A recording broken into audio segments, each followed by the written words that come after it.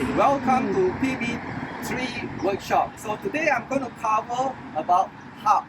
So we will remove the hub and do some basic servicing.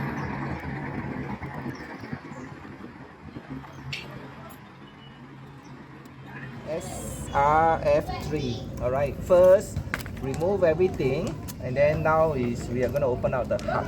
To open a hub, this is a lock nut, then there's a washer, and there is a bearing cup. So what we're going to do is hold the axle and then use a number 17. Alright, you actually can use a big spanner if you want to. Use 17. Alright, hold the axle and then do a anti-clockwise. So once it's done, you can remove. Okay, if you have a vise, you can use a vise. So the lock nut, then there is a tap washer. Just need to kind of square tap washer, right? And then you expose the cup. This is the part that is pressing against the bearing. Okay, it's not super tight. This, then you guys can do the hands on. Alright, so this is the cup. Now be careful as it's about to come out. There are few pieces of things you have to watch out, right? There is a spring. If you notice, there's a spring below the cup. This is where the bearing is running. Alright, you want to have a good clean of that one. This is the one that I was trying to look for. This is a plastic thing that covers the spring. So the spring sits on top like that. Alright, so there are a few pieces of thing. Make sure you don't lose them. Alright, once this is done, you can actually pull out the free hub already. Right, this is a free hub body. Alright, and you can see it's not very dirty. Right, so SA hub, internal hub, is actually called maintenance free hub. Right, it's not that you don't ever have to maintain, but you don't really have to maintain regularly. Alright, so if you don't spray degreaser, chemical and jet wash it, the grease will actually be waterproofing the whole thing. So there's a free hub body, and there's this very thin piece of metal that I kind of dislodge the what do you call that, the claw, right? So we put this one side, and then you have your kind of a brace bearing over here, right? And then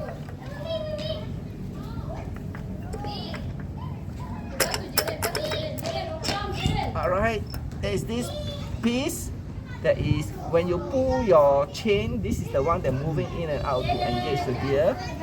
Alright, and then there's a piece of metal that is holding.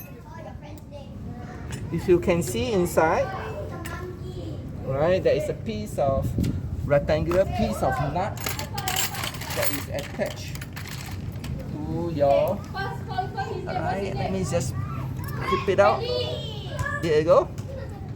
Right, so this is the where your axle pin go in, turn. This is the one that engage, a very small hole.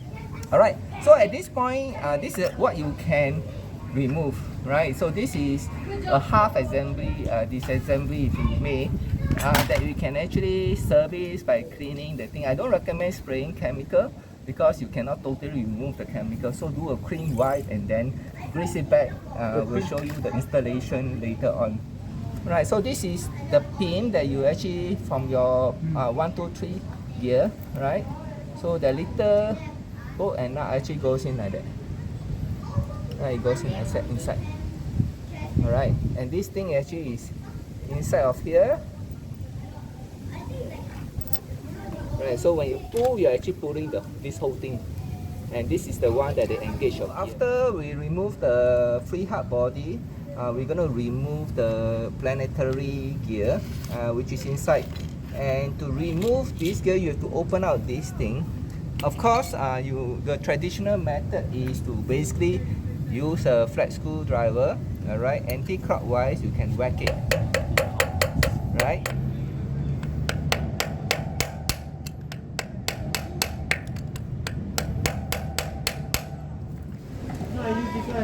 Alright, Alright, so we can do this and then we can unlock. We use 17. Right.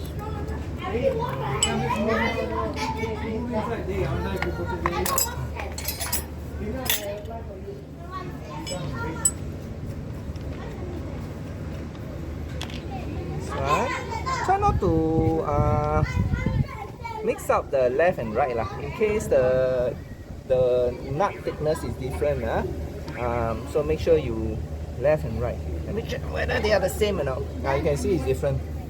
Alright, so the non-dry side is the thicker one, the dry side is the thinner one.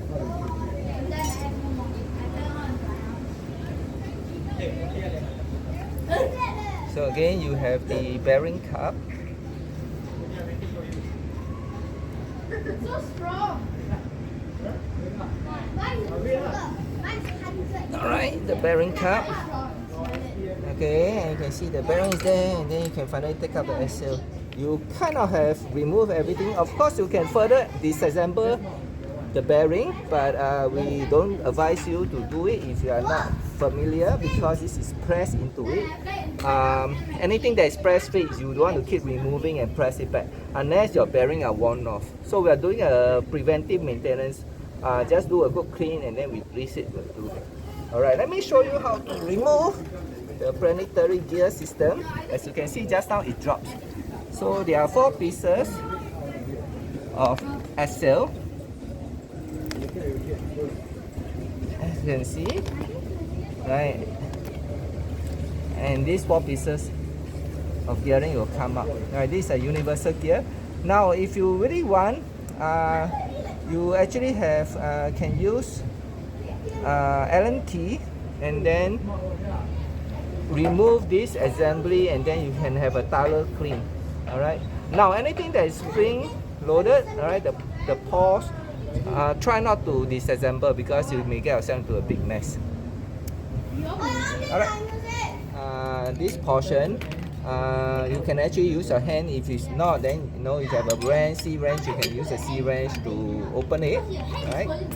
But just rotate, right, until the whole thing come out. All right, so the gearing, and then you have your universal gear over here. All right, then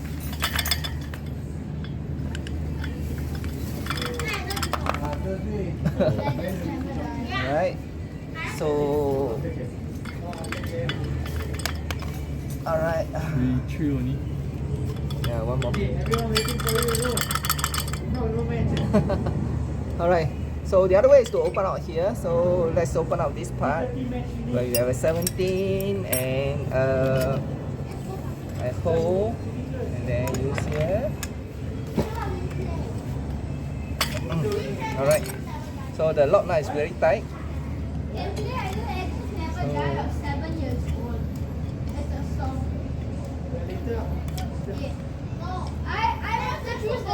Take out the lock nut. You choose. No, you choose. Then spacer, and then the bearing cup. I chose it. You chose it.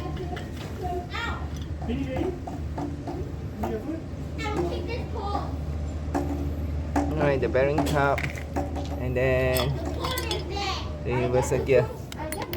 Alright, A bit smaller. smaller, huh? Yeah. Okay, so your part, see the these are comparison. all the small one, You see? all smaller. What ratio? White ratio and standard ratio. Okay, white ratio and standard ratio. So this is standard. This is standard ratio. This is white ratio. Right, you can see the gear is different. How many? Right, the size. You can see that each size is actually different. Alright, and then the pins for the universal gear are also different. Right, the 4 universal gear sizes are different. Right, the construction inside is somewhat different as well. Alright, so that's how you have a white ratio and a standard ratio. Alright, so now we're going to cover briefly on grease.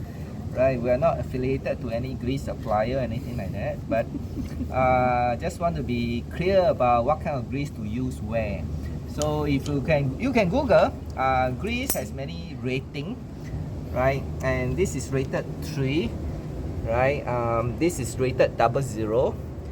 This is probably rated number 2, just like this one. I'm not too sure this is rated. No, it's not rated, but alright, so let me demonstrate to you the texture of the grease. Right, rated number 2 tends to be very sticky. Can you see? Very sticky. Right, so I can, it's very sticky in that sense. Right, so this has very good wear resistance, right, because it stick to your ball bearing forever, and then it also provide a very good waterproofing. So it's great for hubs, like places like this where you don't want water to go in, so you can use all this sticky grease for this. Now this is whatever brand. Now if you don't trust whatever brand, then you can always go for Shimano, right? Shimano is in this line for many years, so this is a similar stickiness grease, you see. Right, so this is called the apple jelly. They kind of call it this apple jelly. It's very sticky. Now Shimano also have a premium grease, or they call it the free hub grease, right? Hub body, especially this part, right, it's not supposed to be sticky, right? It needs to be very smooth, able to move a lot of movement inside here, where you want the grease to be not sticky, because once the grease is sticky, the pour may be stuck because of the stickiness, right? So Shimano have this free hub body grease, and you can see the grease is very watery, right? It's very watery, right? In the industry, they kind of call this the semi-fluid grease, and in proper grading, it is graded 00. So it's like this one, right? It's a very thin layer of grease, right, which is good for the internal hub, the universal gear system like this one, right? These are a gearbox. You don't put a sticky grease on the gearbox. Everything will be very sticky, become resistant. Now, of course, you can also buy from Decathlon. This red color grease is rated 3. 3, I believe, is ketchup, or not really peanut butter, like ketchup, right? So it's not sticky as well, as you can see. So this is probably closer if you don't have a premium grease, free hub body grease, or the 00 grease. This is probably the closest you can use, right? It's not sticky per se, right? Then if you are more into performance, or if you believe ceramic is the way to go, then you can use a ceramic grease, or if you have ceramic bearing, you want to use a ceramic grease, right, for proper application. Okay, alright, so now we're going to assemble back after all the cleaning, right? So we have cleaned everything nicely, so we're going to assemble back. So as for the grease, we are going to use 2 types of grease. One is grade 03. We're going to use this for ball bearing, right? And then we're going to use the free hub grease, alright, for the internal hub. So for this kind of grease, you want to apply generously, right, on areas where you have the ball bearing, right? Just apply, right? Don't worry. Right, this also serves as a waterproofing, especially the one that is facing outside. So you want it to, have a lot of grease to form a waterproofing layer, so that if you ride in the rain and all that, the water will not get in and rust your hub. Right, so this is for external. So now internal. So internal,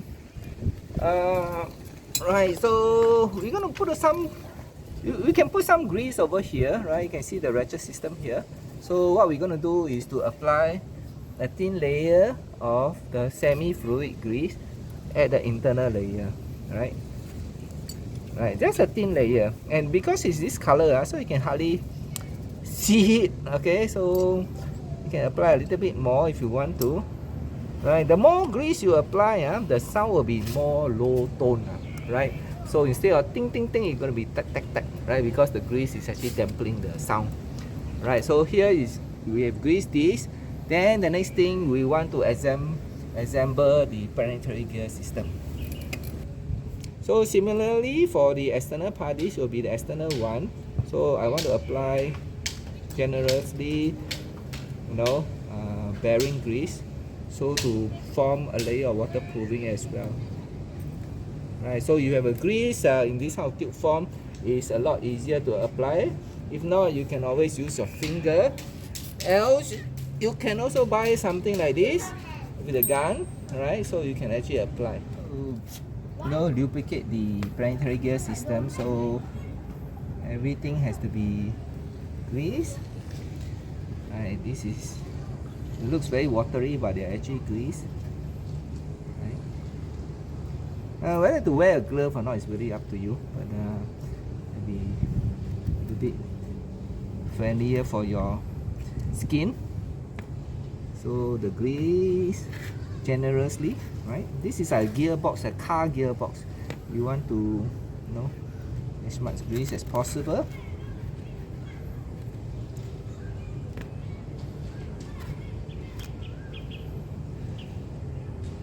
Right, so remember to clean the inside as well. You don't really have to clean the inside of the pin area, but normally this is where you disassemble your gear pin. You'll find that it's very dirty, right? You don't need to grease inside here, right? So what you need to grease is all the gear system over here, right? Generous, right? So that it can go in. Let me see whether it's this side. It should be this side, right? And then it should go in this way, right? And the gear, right? You can see the gear turn, so I can apply more grease. Right, so try not to get especially sand into the system, so it's really bad. It's going to be very bad. Alright, so after applying the grease, you want to make sure this thing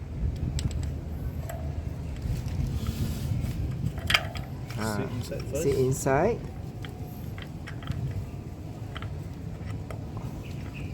After sitting inside, right, you want this to go in.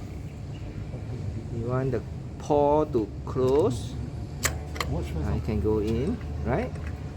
Alright, so you have, once this is in, then you need to get this cover. After applying the semi-fluid grease inside, we can seal up this by rotating it clockwise, making sure no cross threading. Alright. Alright, so we want to make sure no cross threading, and then you tighten this part in. Alright, gently.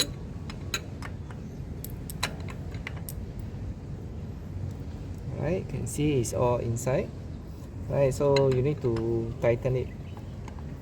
Alright, so I'm going to attempt to use the C wrench. Right, so I'm just going to temporarily put this, hand tight this. Right, I'm going to hand tight this and leave it here because I'm going to adjust this later on. Alright, so as long as alright, so I'm going to flick this around and then I'll assemble the rest.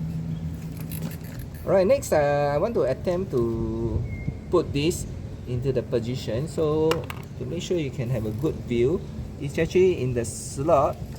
If you follow my pincer, there's a slot that goes inside here. Can you see? Alright, so you want to adjust this to be in there, in that position. Now my hands are all full of the semi-liquid grease, so I don't have to apply anymore. So making sure it goes in.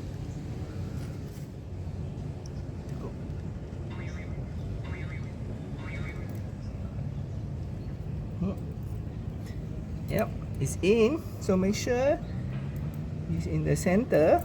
I also apply a little bit of sticky grease so that it stays there easier.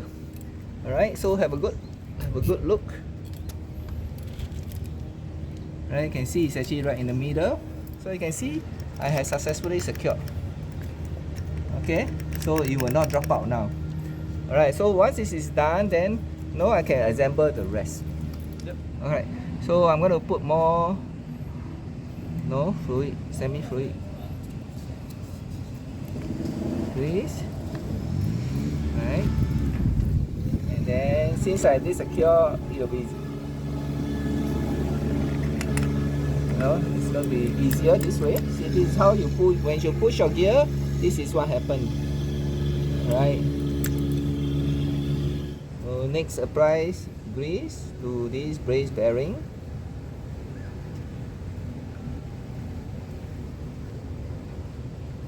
As you can see, this is more of a ketchup grease, so it's not very sticky, so it's a bit harder to apply as well.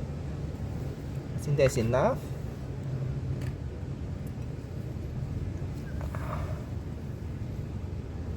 Right, then I kind of apply back the grease on this one. Apply a little bit more over here.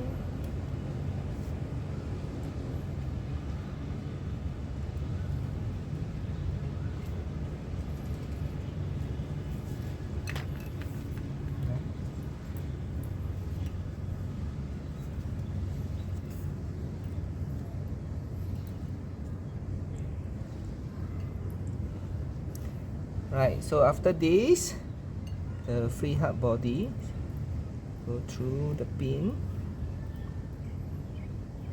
Actually, at this point I can take out the pin because the pin is secure already, but still better to be safe. Keep the paw. Keep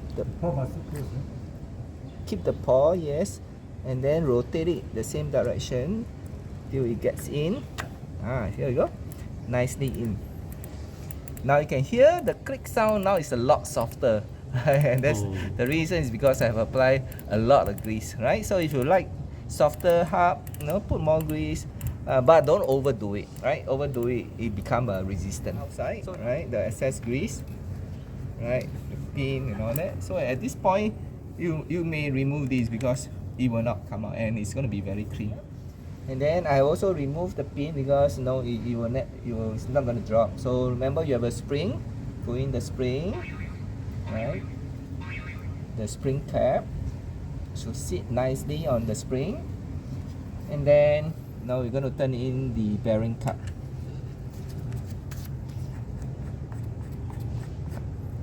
It's time to do the final adjustment.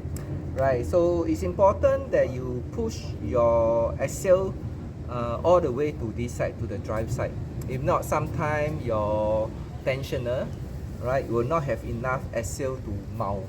Right, I've seen many bikes protrude only like 1-2 mm to mount the whole the tensioner. So what you want to do is to do that, you want to tighten this. Loosen this part first, right? A few rounds, and then tighten this part as much as possible. Loosen this, and then tighten this. Now I have reached the maximum, right? So when reach the maximum, the next thing that comes to this is a tap washer. So if you look at the direction of the tap washer, you see this is the flattened piece. This is the tap washer is going to go in, right? So I want to see this nut. Now this nut is not aligned properly, so this part cannot cut nicely. So I need to counter a bit. So if we have this situation, it's perfect, right? So this is tight, so I now loosen a bit so that everything is aligned. So you want to align this part first, right? So this one serves as a locking mechanism. So once this is done, then you adjust the other side, right? So this is the maximum of the axle coming up from here, so that you'll give you enough axle space to mount your tensioner, right? So remember, there is a thin and the thick lock nut, right? The thin one goes to the drive side. This is standard ratio. All right, make sure no cross threading.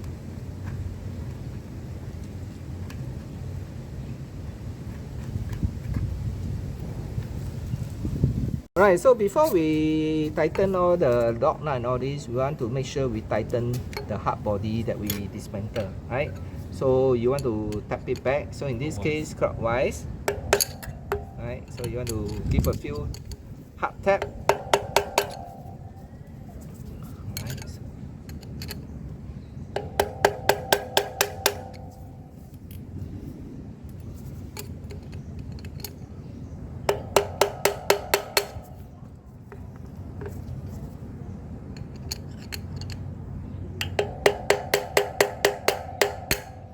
Alright, bring in the lock nut, it's time to lock it. So over here is already locked in the sense, but it's always good, right, to hold the axle, right? And then use a number 17, in this case, this one, it fits nicely. Oh, yes. Right, and then hold the axle, right, and I want to super tight the lock nut, right, so clockwise. Oh. Alright, so this part is locked, right, the drive side is locked. Maximum axle to this direction so that you can, you know, mount your tensioner. So now time to do this side. Right, so this you adjust, the trick is to adjust all the way in, right, tight, then anti-clockwise make a quarter or 1/8 round. Make sure there is no free play. You can even move a bit more.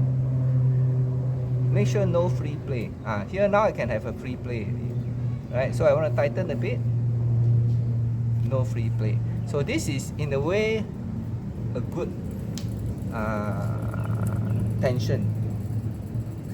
Now once this side is secure, so I can actually, you know, it's very smooth, right? So this is good, acceptable to me, right? It's smooth. Now of course here now is you can have a lot of free play, so it's time to adjust the non-dry side. So what you need to do is turn the bearing cup in, right? Now all the way in. Now no free play, but this is maybe too tight, so you want to turn a bit. No free play. I want to turn a little bit more,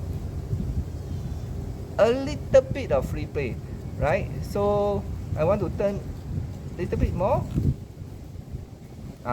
So somewhere here just no free play. I want to leave a little bit in that sense, because when I tighten this lock nut is going to press this thing in a little bit, right? So if it's a perfect no free play, and when you turn this thing in, it will press, because this is going to press the cup, bearing cup, and it's going to go in a little bit and pressing against the bearing. You don't want that to happen. So once this is done, right, you catch the direction of the nut. You want to use one side to hold. Don't turn, right? And then you turn this, and then lock this with another number 17 spanner. Right? Of course, you can use the adjustable one, but make sure this one don't turn. This side don't turn. You want to hold, and this one you want it to turn clockwise to lock it down. All right. In a way, it's fine. Now I do a test. So after you install your hub onto your bike, have a good spin. Alright, making sure everything is okay, and then you can assemble everything back and it's done.